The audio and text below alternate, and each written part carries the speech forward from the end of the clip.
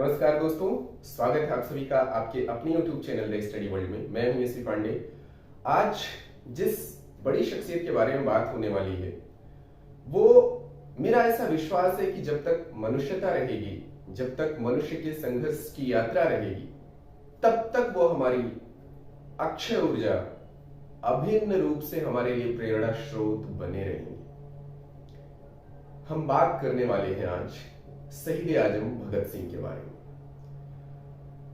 कभी आप कल्पना किए हैं कि एक 19 वर्ष के बालक में ये जुनून कहां से आता है कि उसे किसी भी क्षण में अपने शरीर का त्याग करने में एक भी कतरे का डर न समय, अपने को समाप्त करने में उसे एक कतरे का भय न हो। आमतौर पे आपने ये देखा होगा कि जब कोई व्यक्ति दार्शनिक हो जाता है, भौतिक जीवन से विरक्त हो जाता है, तब उसमें ऐसी प्रवृत्ति जगती है सामान्य रूप से कि उसे अपने भौतिक शरीर को लेकर के बहुत लगाव नहीं रह जाता। लेकिन एक युवा जिसकी कल्पना भी इसी विश्व में ही पलती है, इसी विश्व से ही सृजित होती है, आकार लेती है, वो युवा अपने शरीर को, अपनी इस भौतिक दुनिया को खत्म करने के लिए, समाप्त करने के लिए इतना जुनून कैसे ला पाया?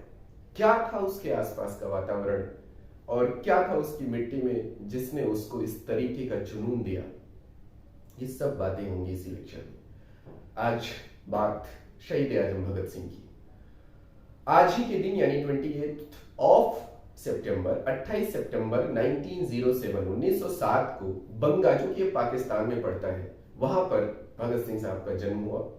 परिवार में पहले से ही आवेग था। इनके चाचा जो कि अजीत सिंह थे, वो बहुत बड़े क्रांतिकारी पहले से भी थे और राष्ट्रीय आंदोलन जो कि हमारे देश में शुरू हो चुका था और वो सक्रिय रूप से लाला लाजपत राय साहब के साथ भूमिका निभा चुके थे।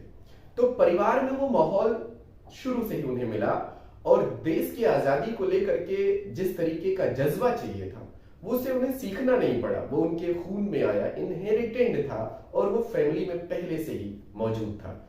जिस मिट्टी में पले, लाहौर के आसपास की मिट्टी, आज के समय में हम देखें तो वो हमारे लिए हमारा पड़ोसी मुल्क है, लेकिन उस जमाने का हमारा मुकम्मल हिंदुस्तान वो था। तो उस मिट्टी में भी कहीं ना कहीं वो खुददारी का रंग था, वो सेल्फ रिस्पेक्ट की प्यास थी जो उस समय गुलाम भारत में बहुत कम लोगों के अंदर थी, या यूं कहें कि जिसके अंदर थी वो उस सेल्फ रिस्पेक्ट को पूरे देश को देने की कोशिश करने वाला था, या देने के लिए अपने आप को किसी भी संघर्ष के लिए तैयार कर रहा था। यानी हमारा स्वतंत्रता आंदोलन शुरू हो चुका था। 1985 से कांग्रेस अपने संगठन के साथ स्वतंत्रता आंदोलन को आगे बढ़ा रही थी।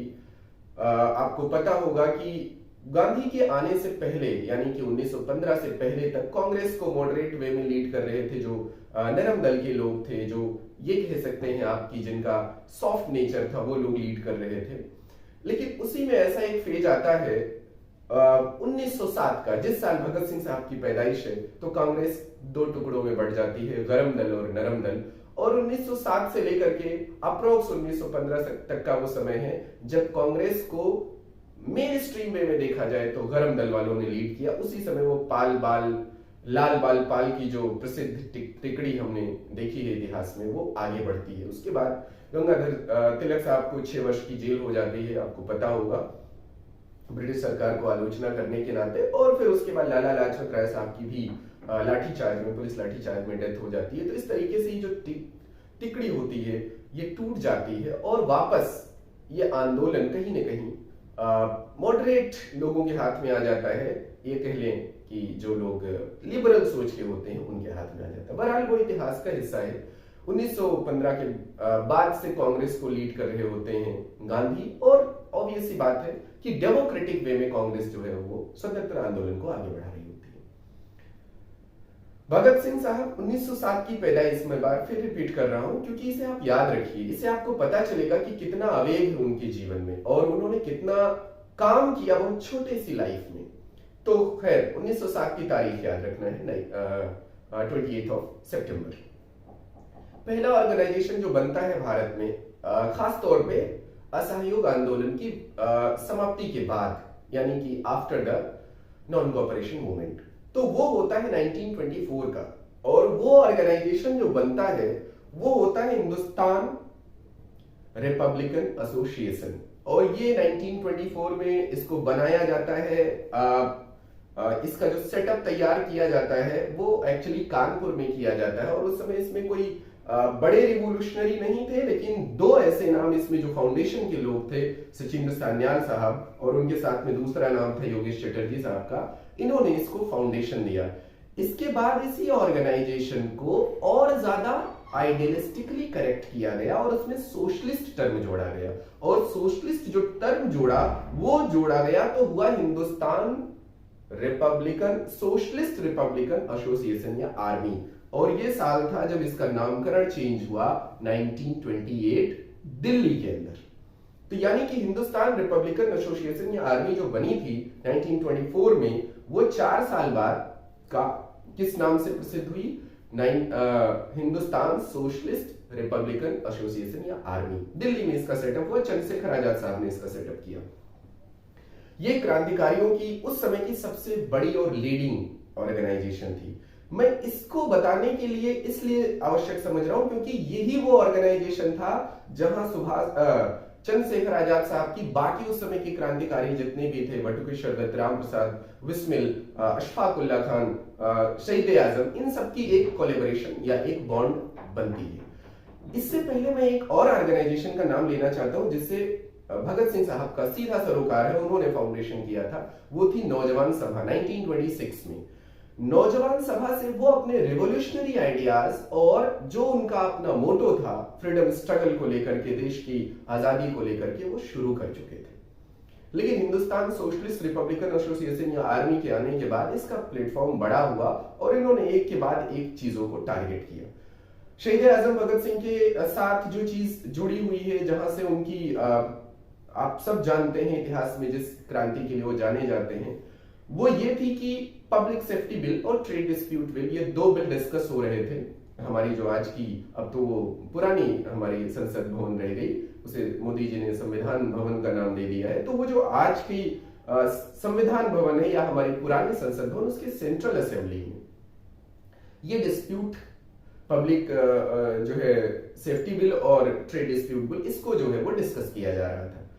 इससे पहले ब्रिटिश शासन कई सारी ऐसी चीजें लेजिस्लेटिव वे में, कह सकते हैं कि अथॉरिटेटिव वे में कर चुका था, जो भारतीयों के संघर्ष को, भारतीयों के शोषण को लेकर के बहुत ज्यादा पढ़ी लिखी गई हैं, तो उसमें अभी हमें नहीं जाना है। बहुत सारे अत्याचारी जो कार्य हैं वो ब्रिटिश शासन द्वारा किए जा चुके थे। तो जाहिर बात है कि ये 2 ऐसे बिल थे जिससे और भी स्थिति हमारे विपरीत होने वाली थी, हमारे प्रतिकूल होने वाली थी। भगत सिंह के साथियों ने यह तय किया कि ब्रिटिश सरकार को हमें इस काम के लिए रोकना है, और ऑब्वियस सी बात है उनका सीधा सा मतलब था कि ब्रिटिश सरकार को जो डेमोक्रेटिक वे में लोग कन्विंस कर रहे हैं, मैसेज दे रहे हैं, प्रेशर बना रहे हैं, वो सुनाई नहीं दे रहा है। उनको सुनाई देने के लिए एक धमाके की जरूरत है। तो भगत सिंह साहब ने तय किया और सेंट्रल लेजिस्लेटिव असेंबली में बम फेंकने का काम जो है वो फाइनलाइज किया गया। अब इसमें नाम आता है जिस चीज का, वो आपको याद रखने वाला है कि भगत सिंह के साथ जो दूसरा क्रांतिकारी है वो बटुकेश्वर दत्त है। इन दोनों ने पब्लिक सेफ्टी बिल पर जब चर्चा चल रही थी, वहां पर खाली पड़ी बेंचों पे बम फेंका। मकसद था ब्रिटिश सरकार को जगाना कि हम सिर्फ डेमोक्रेटिक वे में ही लीड करना नहीं जानते, हमारा स्वतंत्रता आंदोलन इस वे में भी फ्रंट पावर के साथ भी लीड किया जा सकता है। और ऑब्वियस सी बात है कि हर एक पावर से जो हमारा स्वतंत्रता आंदोलन लीड हो रहा था, गोल सिर्फ एक था कि अंग्रेजों को यहां से भगाना। चाहे वो लिबरल फ्रंट पे गांधी और कांग्रेस लीड कर रही थी, या रेवोल्यूशनरी के तौर पे, क्रांतिकारी के तौर पे भगत सिंह साहब, चंद्रशेखर आजाद और जो भी हमारे रेवोल्यूशनरीज रहे हैं वो लीड कर रहे थे। बहरहाल इन दोनों को अरेस्ट कर लिया गया, और अरेस्ट करना क्या था, इन्होंने खुद गिरफ्तारी दी, क्योंकि बम फेंकने के बाद ये लोग वहां से भागे नहीं। दूसरी बात यह भी थी कि बम फेंकने का उद्देश्य जो था वो किसी ब्रिटिश अधिकारी या किसी भी ब्यूरोक्रेट को मारना नहीं था, बल्कि अपनी की उपस्थिति, खुद की स्वयं की उपस्थिति को दर्ज कराना था और उस बिल का प्रतीकात्मक विरोध था, सिंबॉलिक एक तरीके का बहिष्कार करना था। खैर, अरेस्ट हो जाते हैं दोनों लोग और फिर मुकदमा चलता है लाहौर षड्यंत्र केस का। इसके बाद ऑब्वियस सी बात है कि 23 मार्च 1931 को शहीद आजम भगत सिंह फांसी दे देती है।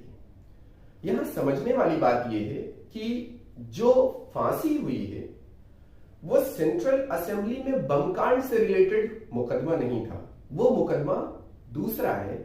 इसीलिए लाहौर षड्यंत्र केस के नाम से वो जाना जाता है, क्योंकि उसमें इन लोगों का डायरेक्ट इन्वॉल्वमेंट ब्रिटिश सरकार को नहीं मिला, लेकिन चूंकि उन्हें एक वजह मिल गई इनके डायरेक्ट इन्वॉल्वमेंट की और उन्होंने उसका नाम, उन रेवोल्यूशनरीज का नाम वहां पर घसीट लिया और उन्हें इन्हें किसी भी हाल में समाप्त करना था, क्योंकि पता था कि ये जो ज्वाला इन्होंने लगाई है ये पूरे देश में फैलेगी और ब्रिटिश शासन का सर्वाइव करना बहुत मुश्किल हो जाएगा। तो वो किसी भी हाउ इस जो रेवोल्यूशनरी एक्टिविटी थी इसको दबाना चाहते थे।